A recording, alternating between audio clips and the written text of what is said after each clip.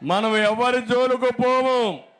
మన జోలుకు వస్తే మాత్రం సైకిల్ స్పీడ్ పెంచుతాం.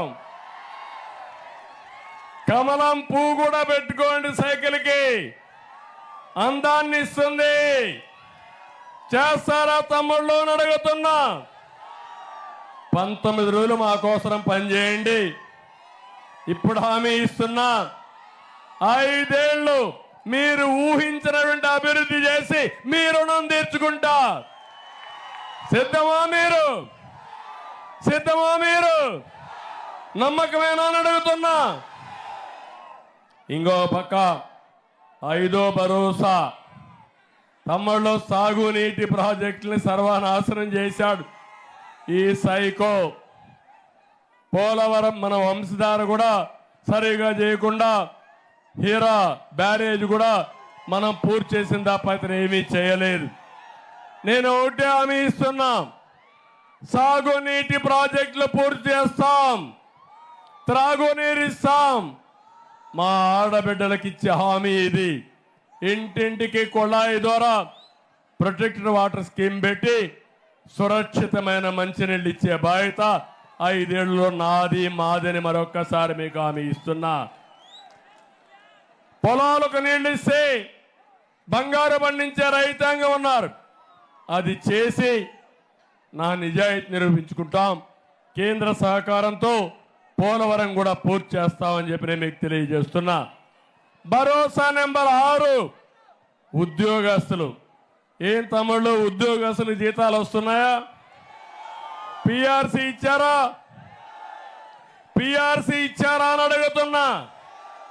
నెలవారీగా జీతాలు వస్తున్నాయని అడుగుతున్నా. ప్రావిడెంట్ ఫండ్ ఇస్తున్నారా అని అడుగుతున్నా. డిఏ ఇచ్చారా అని అడుగుతున్నా. టిఏ ఇచ్చారని అడుగుతున్నా. నేను ఒకటి హామీ ఇస్తున్నా, ఉద్యోగులు కూడా ప్రజాస్వామ్యంలో భాగం. ఉద్యోగులు కూడా మనం కానీ ఉపయోగించుకోకపోతే నష్టం వస్తుంది. అందుకే నేను ఒకటే చెప్తున్నాను, పెండింగ్ లో ఉండే బకాయిల్ని తప్పకుండా క్లియర్ చేసే బాధ్యత నాది.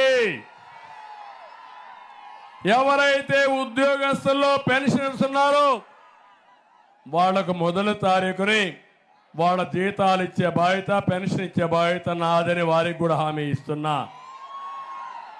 పిఆర్సీని రివర్స్ చేశాడు. మళ్ళీ నేను చెప్తున్నా, పిఆర్సీని కూడా ముందుకు తీసుకెళ్తాం. సమాజంలో అందరూ ఆనందంగా ఉండాలి. అందరి సౌభాగ్యం తెలుగుదేశం పార్టీ సిద్ధాంతం అని చెప్పి కూడా నేను మీకు తెలియజేస్తున్నా. ఇది కాకుండా సూపర్ 7, భరోసా 7, సూపర్ 6. మా ఆడబిడ్డలు ఇక్కడే ఉన్నారు. ఏమమ్మా, నన్ను గుర్తు చేసుకోండి, తెలుగుదేశం పార్టీని గుర్తుపెట్టుకోండి. ఆస్తిలో సమాన హక్కు ఇచ్చిన పార్టీ తెలుగుదేశం పార్టీ, అవునా కాదా? చెల్లికి తండ్రి వాటాలో భాగమైన దుర్మార్గుడు, అప్పిచ్చిన దుర్మార్గుడు ఎవరు? సైకో.